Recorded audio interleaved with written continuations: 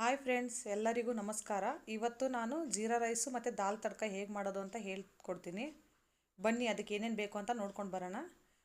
ಮೊದಲಿಗೆ ಎಣ್ಣೆ, ಚಕ್ಕೆ, ಲವಂಗ, ಏಲಕ್ಕಿ, ಜೀರಿಗೆ, ಕೊತ್ತಂಬರಿ, ಮೆಣಸಿನ್ಕಾಯಿ ಹಸಿದು, ಅಕ್ಕಿ, ಉಪ್ಪು. ಇವಾಗ ಹೇಗೆ ಮಾಡೋದು ಅಂತ ನೋಡೋಣ ಬನ್ನಿ. ಮೊದಲು ನಾವಿಲ್ಲೊಂದು ಕುಕ್ಕರು ಗ್ಯಾಸ್ ಮೇಲೆ ಇಟ್ಕೊಳ್ಳೋಣ. ಇವಾಗ ಎಣ್ಣೆ ಹಾಕ್ಕೊಳ್ಳೋಣ. ಎಣ್ಣೆ ಚೆನ್ನಾಗಿ ಕಾಯ್ತಾ ಇದೆ. ಎಣ್ಣೆ ಸ್ವಲ್ಪ ಚೆನ್ನಾಗಿ ಕಾಯಬೇಕು. ಇವಾಗ ಎಣ್ಣೆ ಕಾಯ್ದ ಅದಕ್ಕೆ ಒಂದು 5 ಲವಂಗ ಸೇರಿಸ್ಕೊಳ್ಳೋಣ. ಲವಂಗ ಸ್ವಲ್ಪ ಚೆನ್ನಾಗಿ ಕಾಯಬೇಕು, ಅಂದರೆ ಸಿಡಿಬೇಕು ಲವಂಗ. ಆವಾಗ ಒಂದು 2 ಏಲಕ್ಕಿನ ನೋಡಿ ಈ ಥರ ಬಿಚ್ಕೊಂಡಿದ್ದೀನಿ. ಒಂದು ಸ್ವಲ್ಪ ನಾನು ಈ ಥರ 2 ಏಲಕ್ಕಿನ ಬಿಚ್ಕೊಂಡು ಹಾಕೋಬೇಕು. ಇವಾಗ ಚಕ್ಕೆ ಒಂದು ಅರ್ಧ ಇಂಚಷ್ಟು ಚಕ್ಕೆನ ತೊಗೊಂಡಿದ್ದೀನಿ.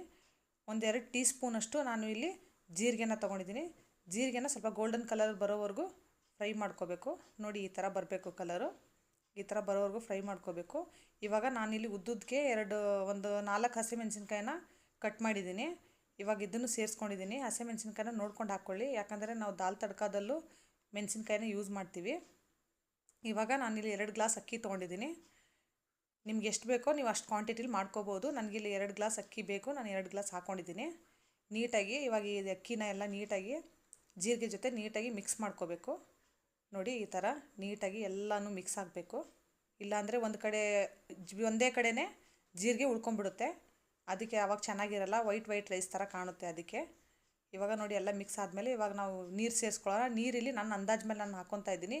ನೀವು ಏನಾದರೂ ಮಾಡಬೇಕಂದ್ರೆ 1 ಗ್ಲಾಸ್ಗೆ 2 ಗ್ಲಾಸ್ ನೀರು ಲೆಕ್ಕ ಮಾಡ್ಕೊಳ್ಳಿ. ಅಂದರೆ 2 ಗ್ಲಾಸ್ ಅಕ್ಕಿ ತೊಗೊಂಡ್ರೆ 4 ಗ್ಲಾಸ್ ನೀರು, ಈ ಥರ. ನಾನು ಇಲ್ಲಿ ದಿನ ಮಾಡಿ ರೂಢಿ ಅಲ್ವಾ, ನಾನು ಅಂದಾಜು ಮೇಲೆ ತೊಗೊತಾ ಇದ್ದೀನಿ. ಇವಾಗ ರುಚಿಗೆ ತಕ್ಕಷ್ಟು ಉಪ್ಪು, ಸ್ವಲ್ಪ ಕೊತ್ತಂಬರಿ ಸೊಪ್ಪು. ಇವಾಗ ನೀಟಾಗಿ ಎಲ್ಲನೂ ಚೆನ್ನಾಗಿ ಮಿಕ್ಸ್ ಮಾಡ್ಕೊಳ್ಳೋಣ. ಇದು ಜಾಸ್ತಿ ಟೈಮ್ ಹಿಡಿಯಲ್ಲ ಫ್ರೆಂಡ್ಸ್. ದಿನ ಚಪಾತಿ ಅನ್ನ ಎಲ್ಲ ತಿಂದು ಬೇಜಾರಾದರೆ ಈ ಥರ ಸಡನ್ಲಿ ಬೇಗ ಆಗುವಂಥದ್ದು, ದಿಢೀರ್ನೇ ಮಾಡುವಂಥದ್ದು ರೆಸಿಪಿ ಇದು. ಬೇಗನೆ ಮಾಡ್ಕೊಂಡ್ಬಿಡ್ಬೋದು. 15-20 ನಿಮಿಷನೂ ಆಗಲ್ಲ ಫ್ರೆಂಡ್ಸ್, 20 ನಿಮಿಷ ಒಳಗಡೆನೇ ಆಗಿಬಿಡುತ್ತೆ. ಇವಾಗ ಇದಕ್ಕೆ ನಾವು ಕುಕ್ಕರ್ ಲಿಡ್ ಕ್ಲೋಸ್ ಮಾಡಿ ಒಂದು 3 ವಿಸಿಲ್ ಬರ್ಸೋಣ ಇದಕ್ಕೆ.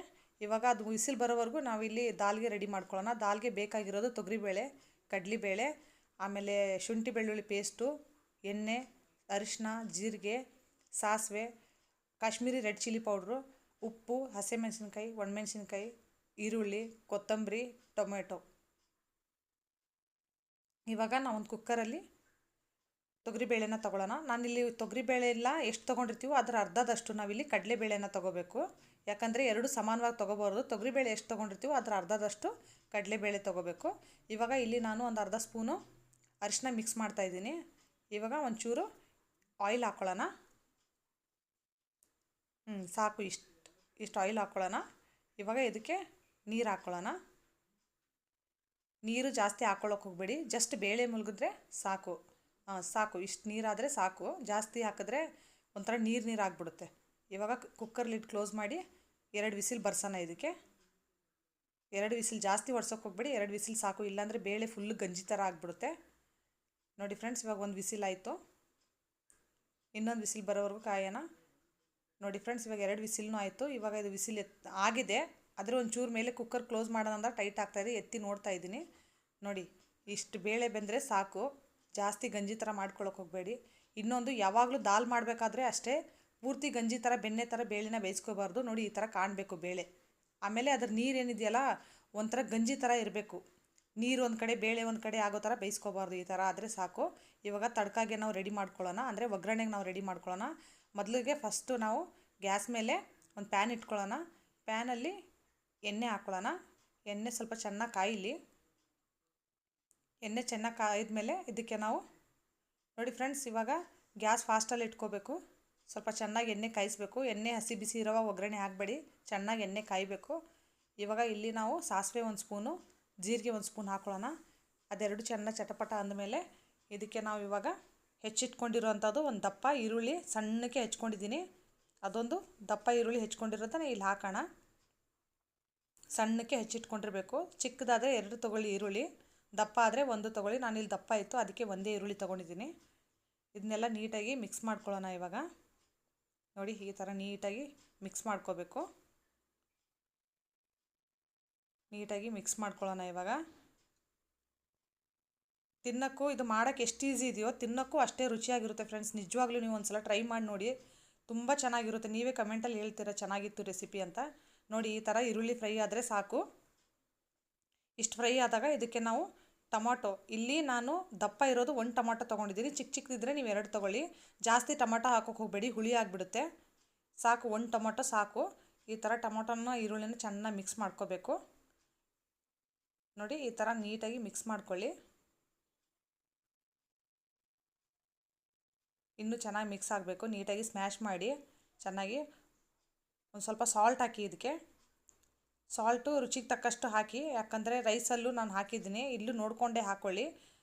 ಯಾಕಂದರೆ ನಾವು ಇವಾಗ ಈ ಟೈಮಲ್ಲಿ ಏನಾದರೂ ನಾವು ಉಪ್ಪನ್ನ ಸೇರಿಸ್ಕೊಂಡ್ಬಿಟ್ರೆ ಟೊಮೊಟೊ ಬೇಗ ಸ್ಮ್ಯಾಶ್ ಆಗುತ್ತೆ, ಅಂದರೆ ಮೆತ್ತಗಾಗುತ್ತೆ ಅನ್ನೋದಕ್ಕೋಸ್ಕರ ನಾನು ಇವಾಗ ಇದು ಉಪ್ಪನ್ನ ಹಾಕ್ತಾಯಿದ್ದೀನಿ. ಒಂದು 5 ನಿಮಿಷ ಲಿಡ್ನ ಕ್ಲೋಸ್ ಮಾಡಿಡಿ. ಗ್ಯಾಸ್ನ ಮೀಡಿಯಮ್ ಫ್ಲೇಮ್ನಲ್ಲಿಡಿ. ಹೈ ಫ್ಲೇಮಲ್ಲಿ ಗ್ಯಾಸನ್ನ ಇಡೋಕ್ಕೆ ಹೋಗಬೇಡಿ. ಈ ಟೈಮಲ್ಲಿ ಮೀಡಿಯಮ್ ಫ್ಲೇಮಲ್ಲೇ ಇರಲಿ. ನೋಡಿ ಇವಾಗ ನೋಡಿ ಎಷ್ಟು ಚೆನ್ನಾಗಿ ಬೆಂದಿದೆ ಎಲ್ಲನೂ. ಇದು ಇನ್ನೊಂದು ದಾಲ್ ಮಾಡೋವಾಗ ಯಾವುದೇ ಮಸಾಲೆನಾಗಲಿ, ಟೊಮೊಟೊ ಆಗಲಿ ಈರುಳ್ಳಿ ಆಗಲಿ ಜಾಸ್ತಿ ದಪ್ಪನೂ ಕಟ್ ಮಾಡ್ಕೋಬಾರ್ದು. ಸ್ವಲ್ಪ ಈ ಥರ ಸಣ್ಣಗೆ ಇರಬೇಕು. ಇವಾಗ ಈ ಟೊಮೊಟೊ ಈರುಳ್ಳಿ ಆಗಿದೆ. ಇವಾಗ ಹಸಿಮೆಣ್ಸಿನ್ಕಾಯಿನ ಹಾಕ್ಕೊತಾ ಇದ್ದೀನಿ. ಇಲ್ಲಿ ಹಸಿಮೆಣ್ಸಿನ್ಕಾಯಿ ನಾನು 3 ತೊಗೊಂಡಿದ್ದೀನಿ, ಒಂದರಲ್ಲಿ 2 ಮಾಡಿದ್ದೀನಿ. ಹಸಿಮೆಣ್ಸಿನ್ಕಾಯಿ ನಾನು ಮೊದಲೇ ಯಾಕೆ ಹಾಕಿಲ್ಲ ಅಂದರೆ ಟೊಮೊಟೊ ಈರುಳ್ಳಿ ಜೊತೆ ಸೇರಿ ಅದು ಫುಲ್ಲು ಸ್ಮ್ಯಾಶ್ ಆಗಿಬಿಡೋದು. ನಮಗೆ ಇಲ್ಲಿ ಹಸಿಮೆಣ್ಸಿನ್ಕಾಯಿ ಸ್ಮ್ಯಾಶ್ ಆಗಬಾರ್ದು, ಹಂಗಂಗೆ ಕಾಣಿಸ್ಬೇಕು. ಅದಕ್ಕೆ ಅಂದರೆ ಆಮೇಲೆ ಮೊದಲೇ ಹಾಕಿದ್ರೂ ಅದು ಸ್ವಲ್ಪ ಖಾರ ಬಂದುಬಿಡೋದು. ಅದಕ್ಕೆ ಈ ಟೈಮಲ್ಲೇ ಹಾಕಿರೋದು.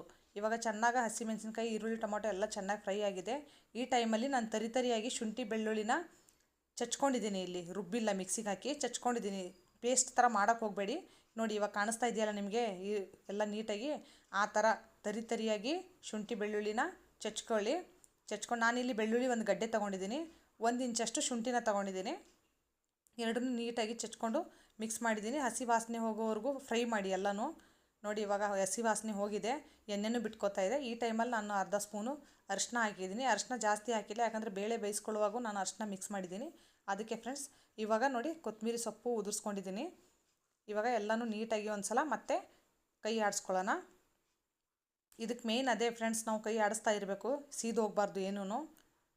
ನೋಡಿ ಈ ಥರ ನೀಟಾಗಿ ಕೈ ಆಡಿಸ್ಕೊಳ್ಳಿ. ಎಣ್ಣೆ ನಾನು ಜಾಸ್ತಿ ಹಾಕಿಲ್ಲ, ಯಾಕಂದರೆ ನಮಗೆ ಮುಂದೆ ನಾವು ಎಣ್ಣೆ ಯೂಸ್ ಮಾಡ್ತೀವಿ. ಅದಕ್ಕೆ ನಾನು ಜಾಸ್ತಿ ಎಣ್ಣೆ ಹಾಕಿಲ್ಲ. ನೋಡಿ ಹಸಿಮೆಣ್ಸಿನ್ಕಾಯಿ ಕೂಡ ಸ್ಮ್ಯಾಶ್ ಆಗಿಲ್ಲ, ಹಂಗಂಗೆ ಕಾಣಿಸ್ತಾ ಇದೆ. ಈ ಥರ ಆದರೆ ಸಾಕು. ಇವಾಗ ಎಲ್ಲ ಮಸಾಲೆ ಎಲ್ಲ ಎಣ್ಣೆನೂ ಬಿಟ್ಕೋತಾ ಇದೆ, ಕಾಣಿಸ್ತಾ ಇದೆ ನೋಡಿ ಫ್ರೆಂಡ್ಸ್ ಇವಾಗ ನಿಮಗೆ. ಇವಾಗ ಇದಕ್ಕೆ ನಾವು ಅದು ಬೇಯಿಸಿ ಇಟ್ಕೊಂಡಿರೋಂಥ ಬೇಳೆನ ಹಾಕ್ಕೊಂಬಿಡೋಣ. ನೋಡಿ ಎಷ್ಟು ಚೆನ್ನಾಗಿ ಕಾಣಿಸ್ತಾ ಇದೆ. ಬೇಳೆ ಸ್ಮ್ಯಾಶ್ ಆಗಿಲ್ಲ, ಏನೂ ಬೇಳೆನೂ ಫುಲ್ಲು ಗಂಜಿ ಥರ ಆಗಿಲ್ಲ, ಬೇಳೆ ಹಂಗೆ ಕಾಣಿಸ್ತಾ ಇದೆ ನೋಡಿ ಈ ಥರ. ಆಮೇಲೆ ಜಾಸ್ತಿ ನೀರು ಹಾಕ್ಕೊಳ್ಳೋಕೆ ಹೋಗಬೇಡಿ, ಇದು ಗಟ್ಟಿ ಇದೆ. ಇನ್ನೊಂದು ಚೂರು ನೀರು ಹಾಕ್ಕೊಂಡಿದ್ದೀನಿ ನಾನು, ಸಾಕು ಇಷ್ಟು ಬಂದರೆ. ಜಾಸ್ತಿ ಕೊತ್ತಂಬರಿ ಸೊಪ್ಪನ್ನು ಹಾಕೋಕೆ ಹೋಗಬೇಡಿ, ಇಷ್ಟು ಹಾಕಿದ್ರೆ ಸಾಕು. ನೋಡಿ ಇವಾಗ ಈ ಥರ ಕುದೀತಾ ಇದೆ. ಒಂದು 5 ನಿಮಿಷ, ಜಾಸ್ತಿ ಬೇಡ, ಒಂದು 5 ನಿಮಿಷ ಕುದಿಬೇಕು. ಈ ಥರ ಕುದಿದ್ರೆ ಸಾಕು, ಜಾಸ್ತಿ ಕುದಿಸೋಕೆ ಹೋಗಬೇಡಿ. ನೋಡಿ ಈ ಥರ ಕುದೀತಾ ಇದೆಯಲ್ಲ, ಈ ಥರ ಕುದಿಯುವಾಗ ನಾವು ಸ್ಟವ್ನ ಆಫ್ ಮಾಡಿಬಿಡ್ಬೇಕು. ನೋಡಿ ಇವಾಗ ಆ ಕಡೆ ಎತ್ತಿಕ್ತಾ ಇದ್ದೀನಿ ನಾನು. ಈ ಕಡೆ ಇನ್ನೊಂದು ಪ್ಯಾನಲ್ಲಿ ನಾನು ಒಗ್ಗರಣೆಗೆ ಎಣ್ಣೆನ ಬಿಸಿ ಮಾಡ್ಕೊತಾ ಇದ್ದೀನಿ. ಇವಾಗ ಬಟ್ಲು ಬಿಸಿ ಆಗ್ತಾಯಿದೆ. ಅದಕ್ಕೊಂದು 2 ಸ್ಪೂನ್ ಎಣ್ಣೆನ ಹಾಕ್ಕೊಳ್ಳೋಣ. ಎಣ್ಣೆ ಬಿಸಿ ಆಗ್ತಾಯಿದೆ.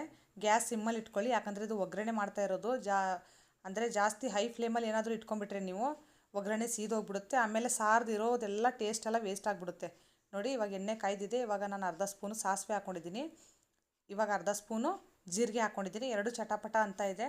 ಇದು ಸ್ವಲ್ಪ ಸಾಸಿವೆ ಜೀರಿಗೆ ಸ್ವಲ್ಪ ನಮಗೆ ಜಾಸ್ತಿ ಕಪ್ಪಗಲ್ಲ, ಒಂದು ಚೂರು. ನೋಡಿ ಇವಾಗ ಗೊತ್ತಾಗುತ್ತೆ ನಿಮಗೆ ಕಲರು. ಈ ಥರ ಆದರೆ ಸಾಕು, ಜಾಸ್ತಿ ಕಪ್ಪಗೆ ಮಾಡ್ಕೊಳ್ಳೋಕೆ ಹೋಗಬೇಡಿ. ನಾವು ನಾರ್ಮಲಿ ಒಗ್ಗರಣೆ ಹಾಕ್ತೀವಲ್ಲ ಅದಕ್ಕಿಂತ ಸ್ವಲ್ಪ ಇದು ಜಾಸ್ತಿನೇ ರೋಸ್ಟ್ ಆಗಬೇಕು. ಆ ಟೈಮಲ್ಲಿ ನಾನು 2 ಒಣಮೆಣ್ಸಿನ್ಕಾಯಿನ ಒಂದರಲ್ಲಿ 2 ಭಾಗ ಮಾಡಿ ತೊಗೊಂಡಿದ್ದೀನಿ. ಒಣಮೆಣ್ಸಿನ್ಕಾಯಿನ ಇದರಲ್ಲಿ ಇವಾಗ 1 ಟೀ ಸ್ಪೂನಷ್ಟು ಕಾಶ್ಮೀರಿ ರೆಡ್ ಚಿಲ್ಲಿ ಪೌಡ್ರನ್ನ ಮಿಕ್ಸ್ ಮಾಡ್ಕೊಂಡಿದ್ದೀನಿ. ನೋಡಿ ಫ್ರೆಂಡ್ಸ್ ಇವಾಗ ಒಗ್ಗರಣೆನ ನಾನು ದಾಲಲ್ಲಿ ಹಾಕಿದ್ದೀನಿ. ನೋಡಿ ಫ್ರೆಂಡ್ಸ್ ಎಷ್ಟು ಚೆನ್ನಾಗಿ ಕಾಣಿಸ್ತಾ ಇದೆ ಕಲರ್, ದಾಲ್ tadka same restaurant ಸ್ಟೈಲಲ್ಲೇ sir friends. ನೋಡಿ ಎಷ್ಟು ಚೆನ್ನಾಗಿದೆ, ನೋಡೋಕ್ಕೆ ಎಷ್ಟು ಚೆನ್ನಾಗಿ ಅದ್ಭುತವಾಗಿ ಕಾಣಿಸ್ತಾ ಇದೆ. ನೋಡಿದ್ರೆ ಇವಾಗಲೇ ತಿಂದುಬಿಡಬೇಕು ಅನ್ನಿಸ್ತಾ ಇದೆ. ನೋಡಿ ಎಷ್ಟು ಚೆನ್ನಾಗಿದೆ. ಇವಾಗ ಇಲ್ಲಿ ಜೀರಾ ರೈಸ್ ಏನಾಯಿತು ಅಂತ ನೋಡೋಣ. ನೋಡಿ ಎಷ್ಟು ಚೆನ್ನಾಗಾಗಿದೆ. ಇದು ಕೂಡ ಜೀರಾ ರೈಸ್ ಕೂಡ ನಮಗೆ ಪರ್ಫೆಕ್ಟಾಗಿ ಎಲ್ಲ ಕ್ಲಿಯರಾಗಿ ಆಗಿದೆ. ಇವಾಗ ನೀಟಾಗಿ ಒಂದು ಸಲ ನಾವು ಮಿಕ್ಸ್ ಮಾಡ್ಕೊಳ್ಳೋಣ ಎಲ್ಲನೂ. ನೋಡಿ ಸ್ಟಿಕ್ಕಿ ಆಗಿಲ್ಲ, ರೈಸ್ ಕೂಡ ಎಷ್ಟು ಬಿಡಿಯಾಗಿದೆ. ಜೀರಿಗೆ ಕೂಡ ಒಂದೊಂದು ಅಗುಳಿಗೂ ನೀಟಾಗಿ ಒಂದೊಂದು ಅಗುಳಿಗೂ ಚೆನ್ನಾಗಿ ಮಿಕ್ಸ್ ಆಗಿದೆ. ನೋಡಿ ಅಂದರೆ ಒಂದು ಕಡೆ ರೈಸು ಒಂದು ಕಡೆ ಜೀರಿಗೆ ಆಗಿಲ್ಲ, ಚೆನ್ನಾಗಿ ಮಿಕ್ಸ್ ಆಗಿದೆ. ಇವಾಗ ನಾವು ಪ್ಲೇಟಿಗೆ ಮಾಡ್ಕೊಳ್ಳೋಣ ಬನ್ನಿ. ನೋಡಿ ಎಷ್ಟು ಚೆನ್ನಾಗಿ ಕಾಣಿಸ್ತಾ ಇದೆ. ನೋಡೋಕ್ಕೂ ಅದ್ಭುತವಾಗಿರುತ್ತೆ, ತಿನ್ನೋದಕ್ಕೂ ಇದಕ್ಕಿಂತನೂ ಅದ್ಭುತವಾಗಿರುತ್ತೆ ತಿನ್ನೋಕ್ಕೆ. ಚೆನ್ನಾಗಿರುತ್ತೆ, ಮಾಡ್ಕೊಂಡು ತಿನ್ನಿ. ಮಕ್ಳಿಗೂ ದೊಡ್ಡವ್ರಿಗೂ ಎಲ್ಲರಿಗೂ ಇಷ್ಟ ಆಗುತ್ತೆ ಫ್ರೆಂಡ್ಸ್. ಇದು ಯಾರಿಗೂ ಇಷ್ಟ ಆಗಲ್ಲ ಅಂತ ಹೇಳೋಕ್ಕಾಗಲ್ಲ, ಎಲ್ಲರಿಗೂ ಇಷ್ಟ ಆಗುತ್ತೆ. ಅಷ್ಟು ಚೆನ್ನಾಗಿರುತ್ತೆ ಇದು. ಮಾಡೋಕ್ಕೂ ಈಸಿ, ತಿನ್ನೋಕ್ಕೂ ಈಸಿ. ಇದಕ್ಕೆ ನಿಮ್ಗೆ ಬೇಕಾದರೆ ಸ್ವಲ್ಪ ಬಟರ್ ಸೇರಿಸ್ಕೋಬೋದು ದಾಲ್ ಜೊತೆ ಇವಾಗ ಸರ್ವ್ ಮಾಡುವಾಗ. ನಮ್ಮ ಮನೇಲಿ ಬಟರ್ ತಿನ್ನಲ್ಲ ಅಂದ್ಬಿಟ್ಟು ನಾನು ಮಾಡಿಲ್ಲ. ನೋಡಿ ಫ್ರೆಂಡ್ಸ್ ಎಷ್ಟು ಚೆನ್ನಾಗಿ ಕಾಣಿಸ್ತಾ ಇದೆ, ನೋಡೋಕ್ಕೆ ಕೂಡ, ತಿನ್ನೋಕ್ಕೂ ಅಷ್ಟು ಚೆನ್ನಾಗಿರುತ್ತೆ. ಇವಾಗ ನಮ್ಮ ಮನೇಲಂತೂ ಫುಲ್ ಘಮ್ ಅಂತ ಸ್ಮೆಲ್ ಬರ್ತಾ ಇದೆ. ಇಷ್ಟ ಆದರೆ like and share and subscribe ಮಾಡೋದನ್ನು ಮರಿಬೇಡಿ. Thank you.